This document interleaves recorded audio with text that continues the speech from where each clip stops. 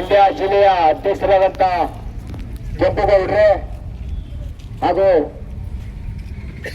ನಮ್ಮ ಲಿಂಗಪ್ಪಾಜಿ ಅವರೇ, ರವಿಕುಮಾರ್ ಅವರೇ, ವಿನೋದ್ ಅವರೇ, ನಮ್ಮ ಹನೂರು ತಾಲೂಕು ಅಧ್ಯಕ್ಷರಾದ ಅಮ್ಜದ್ ಖಾನ್ ಅವರೇ, ತಾಲೂಕು ಅಧ್ಯಕ್ಷರಾದಂತ ಉಮೇಶ್ ಅವರೇ ಹಾಗೂ ಇನ್ನಿತರ ಎಲ್ಲ ನನ್ನ ರೈತ ಮಿತ್ರರೇ, ರೈತ ಹೋರಾಟಗಾರರೇ, ಏನು ಇವತ್ತು ನಾವು ಇದು 25ನೇ ತಾರೀಕು ಹನೂರು ತಾಲೂಕು ಅಜ್ಜಿಪುರದಿಂದ ಪಾದಯಾತ್ರೆಯನ್ನ ನಾವು ಹೊರಟಿದ್ದೀವಿ.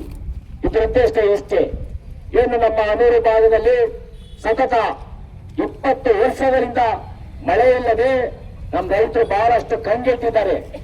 ಇವತ್ತು ನಮ್ಮ ಭಾಗದಲ್ಲಿ 1500 ಅಡಿ ಕೊರೆದ್ರು ಸಹ ನೀರು ಬರ್ತಾ ಇಲ್ಲ.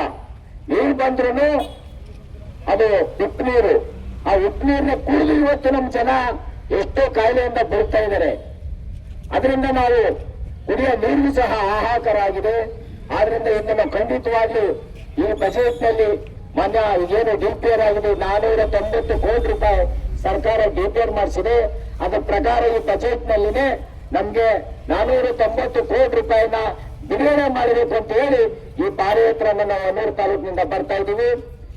ನಿಜಕ್ಕೂ ನಮ್ದು ಬಹಳ ಇನ್ನೂ ಸಹ ಎಷ್ಟೇ ದಿನ ಆದ್ರೂ